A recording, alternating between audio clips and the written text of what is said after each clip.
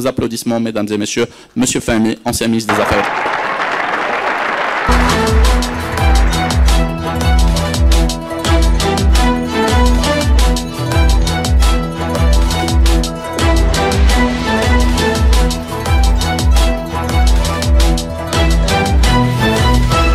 On va écouter son Excellence Monsieur Fahmy et faire automatiquement la transition vers le deuxième panel dans la continuité avec les autres panélistes qui sont à intervenir. On est dans le respect du temps. Je tiens juste à vous rappeler qu'après l'intervention de Monsieur Fahmy, j'aurai juste un mot de clôture de 30 secondes. On prendra une photo officielle avec le président et avec tous les présidents et les premiers ministres en fait ici présents. Et on continuera sur le deuxième panel. Donc restez comme vous êtes, un excellent public, motivé et très dynamique. Donc, Monsieur Fahmy, je pense en fait que, Excellence, Monsieur le ministre des Affaires étrangères, ancien ministre des Affaires étrangères des Comores, pays frère qui nous est tout cher. Donc, la transition, elle est de fait. Monsieur Gadio et différents intervenants ont parlé clairement, ils ont dit non à la balkanisation de l'Afrique, non à la balkanisation de l'Afrique, non à des États nains qui n'ont pas les moyens de bâtir en fait la prospérité, qu'on n'a pas les moyens de se défendre et de se prémunir contre le terrorisme et contre différentes menaces, qu'elles soient en fait, et les différents types en fait de menaces, on en a parlé aujourd'hui. Donc comment garantir justement, et quel message avez-vous pour garantir la souveraineté des pays africains tout en garantissant la collaboration entre les pays, justement les 54 pays membres de cette belle Union africaine qui nous unit tous? Sous vos applaudissements, mesdames et messieurs, Monsieur Fahmy, ancien ministre des Affaires. Monsieur le Président, Monsieur le Premier ministre, Monsieur les ministres, honorables assistants, salam alaikum. Je vais tenter de ne pas être très long puisque par des formations professionnelles, étant avocat, j'ai tendance à abuser un peu du temps de parole. N'hésitez pas à m'interrompre si tel était le cas. D'abord, je voudrais me joindre aux intervenants qui ont remercié Amadeus et Brahim Fassifehri qui nous a offert cette opportunité pour nous rencontrer, échanger, parler de l'Afrique qui nous est si chère et parler de son avenir qui est le nôtre et celui de nos enfants. Je voudrais aussi, cher frère Amin, à cette occasion, manifester encore une fois tout mon attachement envers votre pays et toute ma solidarité envers l'intégrité territoriale de votre pays, parce que le Maroc, dans son unité, a beaucoup à nous apprendre, à nous apporter dans cet élan de solidarité. Nous vivons un monde complexe. Ce qui se passe actuellement en Europe, il y a une redéfinition de la politique internationale. Il y a une émergence de fait sur le plan économique de la Chine, de l'Inde. Il y a aussi ceux qui s'inquiètent de l'avenir de l'Occident. Avant-hier, Lula, un ancien président qui était banni il y a quelques mois, est devenu président d'un pays de plus de 100 millions d'habitants. Ils vont certainement peser, ce pays va certainement aussi peser dans les relations internationales. Et c'est dans ce sens que l'Afrique doit, à mon sens, s'interroger sur son avenir. Francis Fukuyama, qui a travaillé dans le département d'État américain, il a écrit il y a une vingtaine d'années un livre assez intéressant sur la fin de l'histoire et le dernier homme. Il expliquait un peu les mutations, les civilisations, les difficultés pouvant se poser à un moment ou un autre dans une grande civilisation. Mais je voudrais rappeler que dans ce pays, appelé le Maghreb il y a 1000 ans, il y a eu aussi des grands sociologues, tels que Ibn Khaldoun, qui a parlé aussi de ce cycle et de la fin de cycle des civilisations, qui à l'époque, 1000 ans, c'était les Almoravides, bien avant donc l'arrivée de Ibn Khaldoun au XIVe siècle, qui, je rappelle, c'était les grandes dynasties qui ont fondé le Maghreb, puis le Maroc, qui est le nom occidental du Maghreb, qui montre que le Maroc est une très vieille civilisation, qui a un apport incontestable dans les rapports et les questions majeures que nous soulevons aujourd'hui. Mais je voudrais particulièrement rendre hommage à M. Kadiot, qui a tenu des propos d'une lucidité extraordinaire, parce que j'y crois en ce qu'il a dit, j'y ai pensé, et je pense que effectivement l'Afrique doit s'interroger sur des questions majeures, notamment le bilan de nos 50 dernières années et sur les 50 prochaines années. Quel est le rôle de l'Afrique dans cette nouvelle donne mondiale? Vous avez vu que des Européens qui n'ont jamais connu l'Afrique, qui ne se sont jamais intéressés à l'Afrique, subitement s'intéressent à l'Afrique. On a vu, et tant mieux, on a vu le ministre des Affaires étrangères actuel ukrainien qui a fait une visite à l'Afrique. C'est une très bonne chose. Donc plus personne n'est indifférent à cette Afrique qui recèle tant de potentialités pour l'avenir au-delà de l'Afrique, mais de l'humanité. Pour parler un peu de chiffres et appuyer l'analyse qui a été faite par Kadiot, vous savez, l'Afrique, elle constitue à peu près 18% de la population mondiale. Le PIB de l'Afrique est de 3% dans le PIB mondial.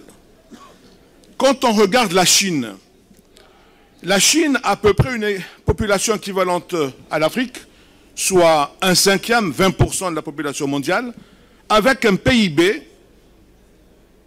de 18%, le PIB mondial.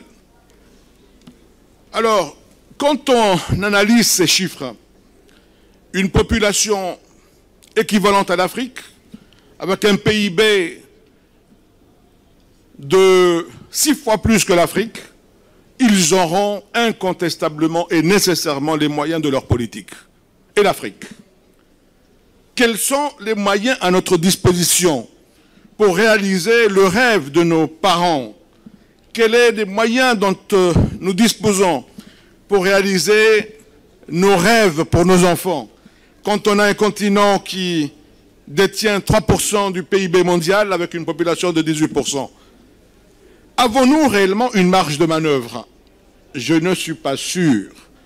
Parce que toutes les questions majeures, la sécurité alimentaire, l'enseignement, l'éducation, nécessitent d'abord des moyens.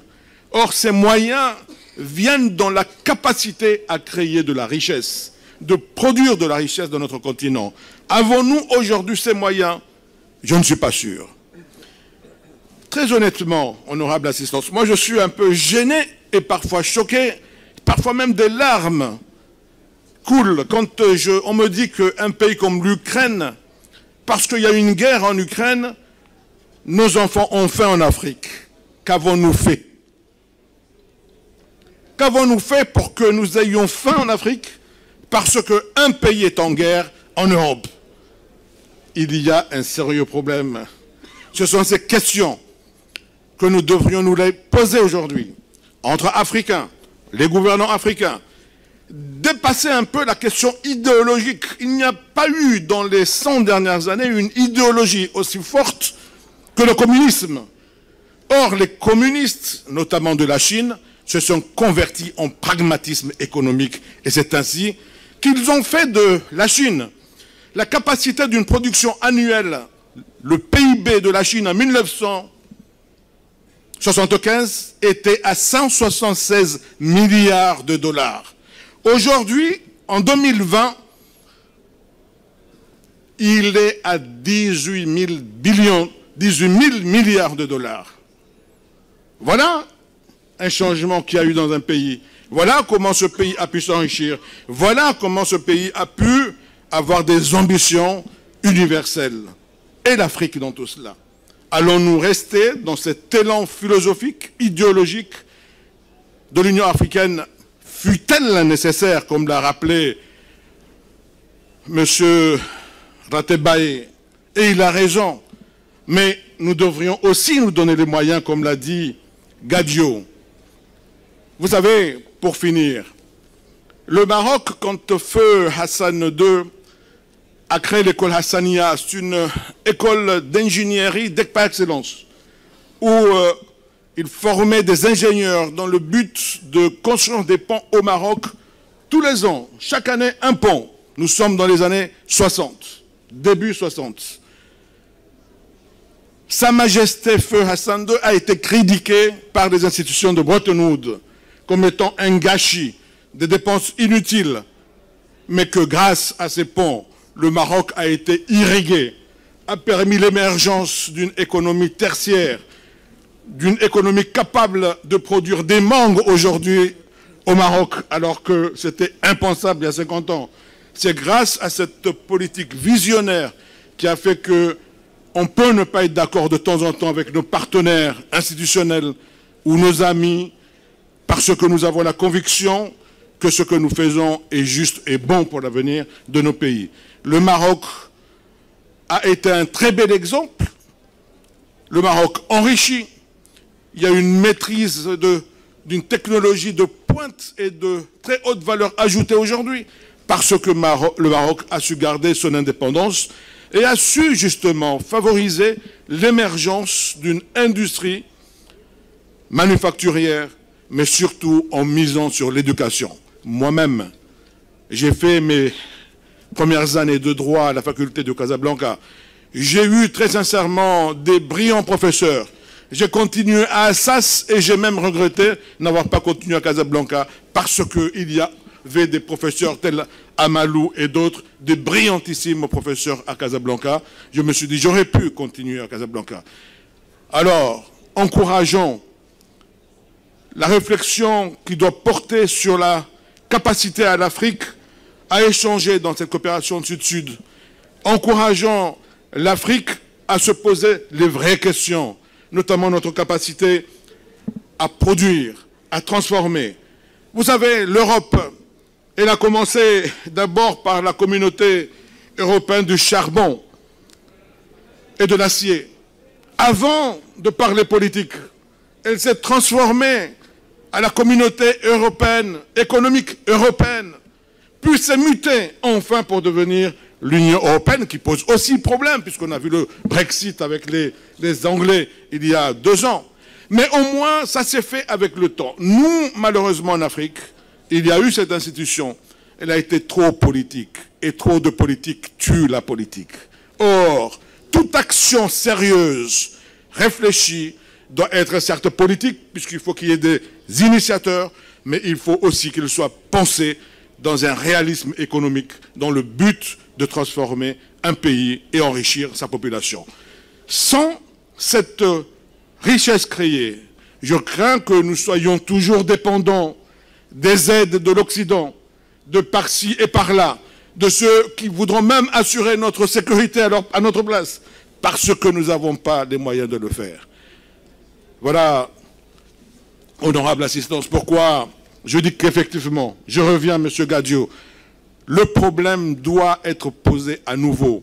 Comment faire dans cette coopération, comme Amine aime à le dire, la coopération avec l'Occident parce qu'elle est nécessaire, mais aussi comment nous-mêmes réfléchir pour nous, penser pour nous et pour notre avenir à nous, parce que l'Afrique doit jouer le rôle qui est le sien. Refuser peut-être qu'il y ait tant de matières premières exportées, non transformées dans notre pays. Et pourquoi ne pas créer aujourd'hui la communauté du blé en Afrique et du pétrole? Pourquoi ne pas penser aussi à côté de l'Union africaine des institutions capables de réfléchir sur la mutualisation des questions économiques pour enrichir notre continent? Merci.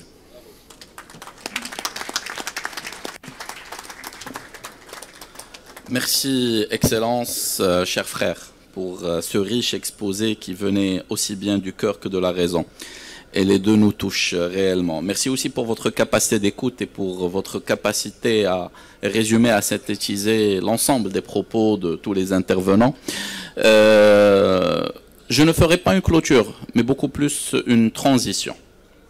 Ce forum se déroulant sous le haut patronage de Sa Majesté le roi Mohammed VI, Ce forum se déroulant sous le royaume, dans la paix, dans ce beau pays de paix, de sécurité, de prospérité, d'Afrique et d'ouverture qu'est le royaume du Maroc. Permettez-moi de citer en fait deux discours de Sa Majesté. Celui de l'entrée en l'Union africaine, où Sa Majesté avait dit une phrase qui m'est très chère, qui nous est tous très chère. Heureux est le jour où on rentre, où on revient chez soi, dans sa maison. Un havre de paix, un havre d'union. Et c'est ce que nous avons exprimé tous ensemble aujourd'hui. Et qui dit maison, dit paix, dit sécurité, sans lesquelles on ne peut rien bâtir ensemble, un sujet à relever ensemble. Et sécurité au sens large, antiterroriste, respect de la souveraineté, l'intégrité territoriale, sécurité alimentaire, sécurité hydrique, sécurité cybernétique, sécurité culturelle, sécurité énergétique, médicale, et j'en passe. Ça ne peut être qu'ensemble, la main dans la main, qu'on puisse le garantir et le bâtir. C'est également aussi le discours de Sa Majesté en 2014, à Abidjan, où Sa Majesté, et je le citais tout à l'heure, disait que l'Afrique doit faire confiance à elle-même. Ça passe par des projets clés, ça passe par travailler la main, dans le respect mutuel, mais aussi dans la connaissance mutuelle et dans la concrétisation sur le terrain. C'est donc un flambeau et non pas une clôture que je fais aujourd'hui. Un flambeau pour le prochain panel, un flambeau aussi pour le prochain modérateur, à qui je souhaite vraiment bonne chance et bonne réussite, et je n'en doute pas au vu de la qualité du public. Un flambeau à tous ceux qui vont intervenir après, au travers de ces 5 jours, mais un flambeau à nous tous qui sommes ici en tant que responsables pour contribuer humblement mais concrètement à bâtir l'Afrique que les Africains méritent, que le monde mérite. C'était un plaisir d'être des vôtres. Je déclare cette séance ouverte. Mes remerciements à messieurs les présidents, à messieurs les premiers ministres, à messieurs les ministres des Affaires étrangères. Et là, justement, bonne question de la part de monsieur Gadio. Séance ouverte ou close. Celle-là, elle est close. La prochaine, elle est ouverte. Et si vous voulez bien vous joindre à nous pour la photo officielle. Merci, mesdames et messieurs. C'était un honneur.